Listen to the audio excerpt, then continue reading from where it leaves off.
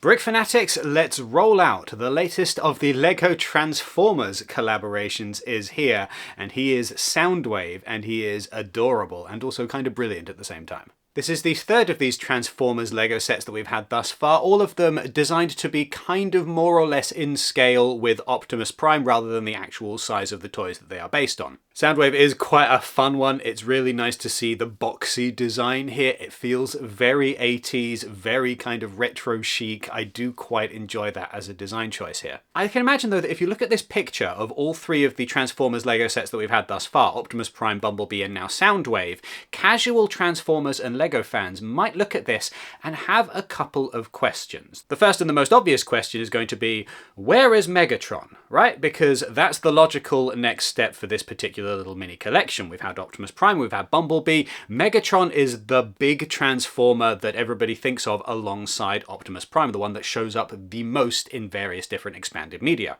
I've not got this from an official source, but I'm willing to take a very educated guess on this one. All of these toys thus far have been adapting the original Transformers toys into LEGO form as closely as possible, although obviously with Bumblebee he's been blown up to a much larger size. But the concept here is to stick as close to those Generation 1 Transformer designs as possible, and this is the Transformer Generation 1 design for Megatron. It's not going to be a LEGO set. That's never going to happen. And even if they did some other variation of things that Megatron has turned into over the years, tanks and fighter planes and what have you, even then, it seems unlikely. But definitely, he's not going to turn into a gun. So we get Soundwave as the first Decepticon of these LEGO Transformers collaborations, and I do feel like Soundwave is a pretty brilliant choice. I love this boxy design, very retro, very kind of 80s. It gives off that nostalgic vibe. I love the fact that he is a cassette player, because at the time that was a modern common household item,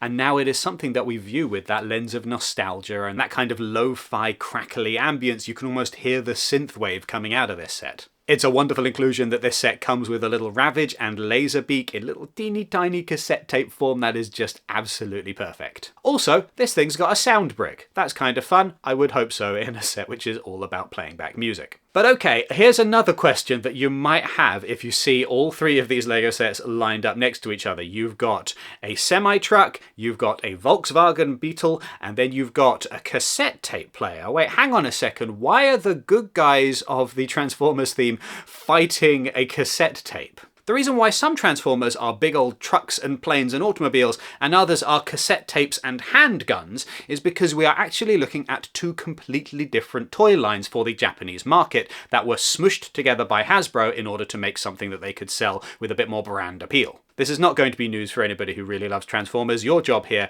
is to fact check me and correct me in the comments if I say anything out of place. So Hasbro gets the rights to Diaclone, which are supposed to be big old giant Gundam style mechs which have a little pilot inside and can either be a fighter plane or a semi-truck or can be like a giant robot mech. And then they also get the rights to Microchange, which are meant to be little tiny robots that turn into household items, things that you would just find lying around the home, and then can also be little robots in disguise for a much smaller scale than we have in the Transformers brand as a whole. They plop these all together and they say, right, let's start selling these to a Western market.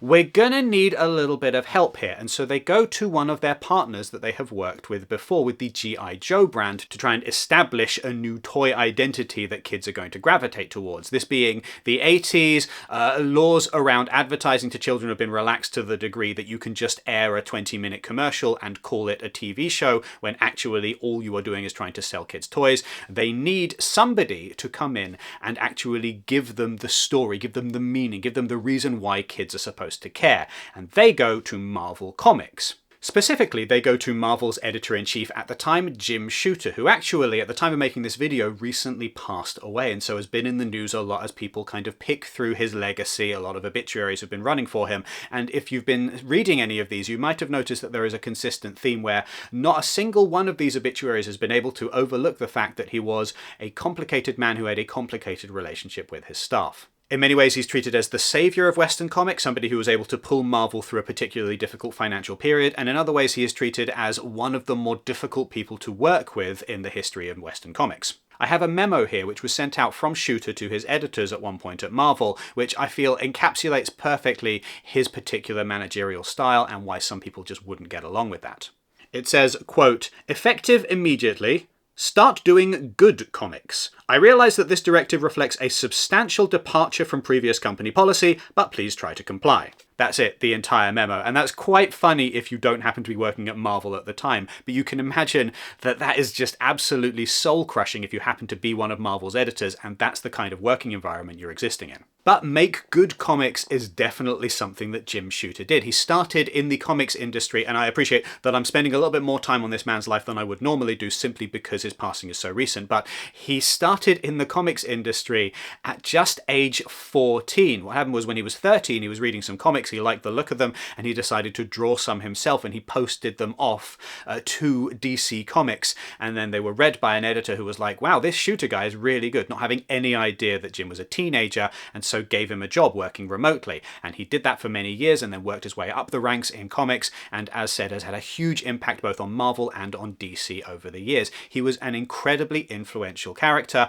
and he was incredibly influential to the Transformers. When Hasbro brought him the Diaclone and Microchange toys and said, figure out how to sell these to us, his initial reaction was, you can't just throw out toys that turn into cars and stuff like that. There needs to be a hook. There needs to be something that make the kids care. It was Shooter then, alongside Denny O'Neil, that came up with the broad strokes of the Transformers mythos, this idea of robots hiding in disguise on planet Earth as part of a larger war between two factions. O'Neil came up with the name Optimus Prime. They submitted a bunch of stuff to Hasbro. Hasbro wasn't keen on a lot of it and asked for some changes, and Denny O'Neil was like, oh, this is some new toy. I don't care about this. Can you not just give this to somebody else? And so they did. They gave it to Bob Budiansky, who then went into a lot more detail, fleshing out a lot of characters, giving them names, giving them personalities, putting in a lot of the legwork here. He was working as an editor on the initial Marvel miniseries of comics before then graduating of a sorts to being the writer on the main series, simply because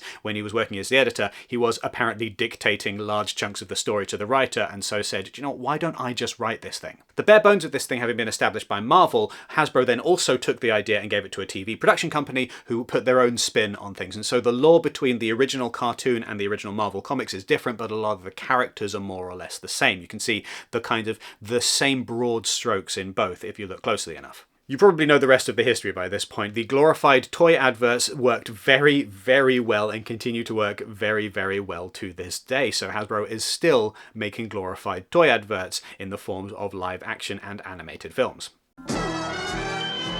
But that, in case you didn't know, is why some of the early Transformers are cars and some of them are cassette tape players, and I think that that is absolutely wonderful. What are your thoughts on the new Soundwave? Let us know in the comments down below, and do all of the rest of the YouTube things. If you are going to be buying this, make sure that you do use the affiliate link which is in the description, or the QR code that is on screen, as they take you straight to the LEGO website, and we get a percentage of the sale when you purchase through those links. Just a simple way of helping out the channel that doesn't cost you a penny extra. Do make sure that you go to brickfanatics.com for coverage of all things LEGO, including far more on LEGO Transformers, and make sure that you sign up to our newsletter so that you never miss anything LEGO related ever again. Righto, let's roll out.